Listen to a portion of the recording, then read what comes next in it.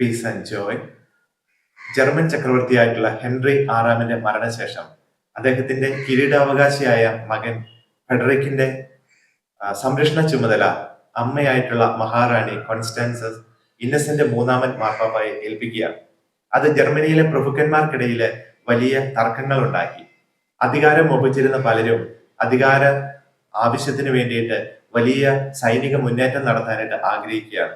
അതിനുള്ള പരിശ്രമങ്ങൾ തകൃതിയായിട്ട് നടക്കുമ്പോൾ മാർപ്പാപ്പ ഇന്നസെന്റ് മൂന്നാമൻ മാർപ്പാപ്പ ഇംഗ്ലണ്ടിലെ പ്രഭുവായിട്ടുള്ള വോൾട്ടയറിന്റെ നേതൃത്വത്തിൽ, മാർപ്പാപ്പയുടെ സൈന്യത്തിന്റെ തലവൻ അന്ന് ജനറലായിരുന്ന വോൾട്ടയർ പ്രഭുവായിരുന്നു.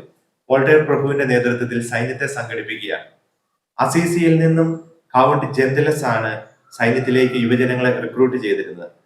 മാടമ്പി സ്ഥാനം ലഭിക്കുവാനുള്ള വലിയ ഒരു അവസരമായിട്ട് ഫ്രാൻസിസ് ഈ സൈനിക മുന്നേറ്റത്തെ കാണുകയാണ്. ഫ്രാൻസിസും മാർപ്പാപ്പയുടെ സൈന്യത്തിൽ കൗണ്ട് ജെന്തിലസിന്റെ കൂട്ടത്തിൽ ചേരുകയാണ്. അങ്ങനെ എല്ലാവിധ ആയുധങ്ങളും ധരിച്ചുകൊണ്ട്, പടക്കോപ്പുകളും ധരിച്ചുകൊണ്ട്, ഏറ്റവും ശക്തമായിട്ടുള്ള പടച്ചട്ടകളും കുതിരയും ഒക്കെ നേടിക്കൊണ്ട് ഫ്രാൻസിസ് ഈ യുദ്ധത്തിന് വേണ്ടി ആവേശത്തോടെ കാത്തിരിക്കുകയാണ്.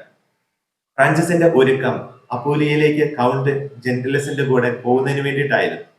പക്ഷെ ആ അവസരത്തില് ഫ്രാൻസിസ് ഒരു മനോഹരമായ കാര്യം ചെയ്യുന്നുണ്ട്.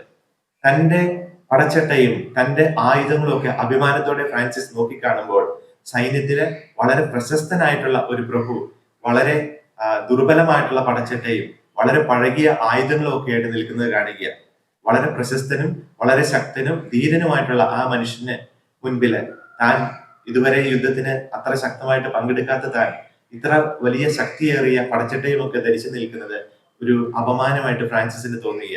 അതിനേക്കാൾ ഏറെ തന്നേക്കാൾ അധികം ഈ പടച്ചട്ടയ്ക്ക് അർഹനായിട്ടുള്ളത് ഈ പ്രഭുവാണെന്ന് മനസ്സിലാക്കിക്കൊണ്ട് ഫ്രാൻസിസ് അദ്ദേഹത്തെ വളരെയധികം നിർബന്ധിച്ചു. എന്റെ പടച്ചട്ടകളും ആയുധങ്ങളും അങ്ങ് സ്വീകരിക്കുക, അങ്ങയുടെ പഴയ പടച്ചട്ടകൾ എനിക്ക് തരിക, എനിക്ക് അതിന് മാത്രമാണ് അർഹത. ആ പ്രഭു അത് സ്വീകരിക്കാൻ വൈമനസ്യം കാണിച്ചു. അദ്ദേഹത്തിന്റെ അഭിമാനം അതിന് അനുവദിച്ചില്ല. എന്നിരുന്നാലും ഫ്രാൻസിസിന്റെ ശക്തമായ നിലപാടും അതുപോലെ തന്നെ ഊർജ്ജസ്വലമായ ആവശ്യവും പ്രസന്ന ആയിട്ടുള്ള ഭാവവും ഒക്കെ കണ്ടപ്പോൾ ആ പ്രഭു അത് സ്വീകരിക്കുകയാണ്. അന്ന് രാത്രി ഫ്രാൻസിസിന് വളരെ വിചിത്രമായ ആയിട്ടുള്ള ഒരു സ്വപ്ന ദർശനം ഉണ്ടാവുകയാണ്. ഫ്രാൻസിസിനെ ഒരു ദൂതൻ ഒരു വലിയ മുറിയിലേക്ക് കയറ്റിക്കൊണ്ടു പോവുകയാണ്. അവിടെ വളരെയധികം ശക്തമായ പടച്ചട്ടകളും ആയുധങ്ങളും യുദ്ധോപകരണങ്ങളും കിടക്കുകയാണ്. അത് അടുക്കി വെച്ചിരിക്കുകയാണ് ഭദ്രമായിട്ട്, ആർക്കോ വേണ്ടി ഒരുക്കി വെച്ചിരിക്കുന്നത് പോലെ. ദൂതനോട് ഫ്രാൻസിസ് ചോദിച്ചു, ഇത് ആരുടെ പടക്കോപ്പുകളാണ്?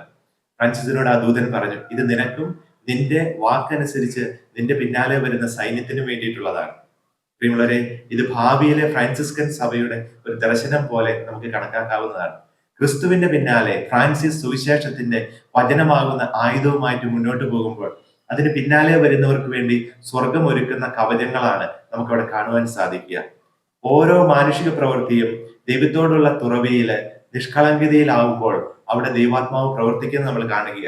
പ്രത്യക്ഷത്തിലുള്ള ലക്ഷ്യവും അതുപോലെ പ്രവർത്തനങ്ങളും അതുപോലെ ശൈലിയും ഒക്കെ ദൈവികമല്ല എങ്കിലും ആ വ്യക്തി ഒരുപക്ഷെ സ്വന്തം സുഹൃത്തുക്കളാലാവാം, മാതാപിതാക്കളാലാവാം, അല്ലെങ്കിൽ സമൂഹത്താലാവാം ദൈവത്തിന് സമർപ്പിക്കപ്പെടുമ്പോൾ ഒരുപക്ഷെ തന്റെ സമർപ്പണത്തെക്കാൾ അധികം പോലും ഒരു വ്യക്തിക്ക് വേണ്ടി മറ്റുള്ളവർ പ്രാർത്ഥിക്കുമ്പോൾ ആ വ്യക്തിയിൽ സംഭവിക്കുന്ന മാറ്റങ്ങൾ നമുക്ക് കാണുവാൻ സാധിക്കും അസീസിലെ ഫ്രാൻസിസിലൂടെ.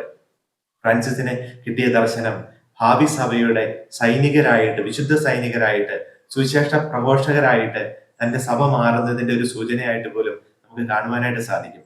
നമ്മുടെ ഓരോ പ്രവൃത്തികളും ദൈവ നിയോഗത്തിലായിരിക്കട്ടെ, ദൈവഹിതപ്രകാരമായിരിക്കട്ടെ. നമ്മുടെ കർത്താവായ യേശു മിശിഹായുടെ കൃപയും പിതാവായ ദൈവത്തിന്റെ സ്നേഹവും പരിശുദ്ധാത്മാവിന്റെ സഹവാസവും നാം എല്ലാവരുടെയും കൂടെ ഉണ്ടായിരിക്കട്ടെ, ഇപ്പോഴും എപ്പോഴും എന്നേക്കും.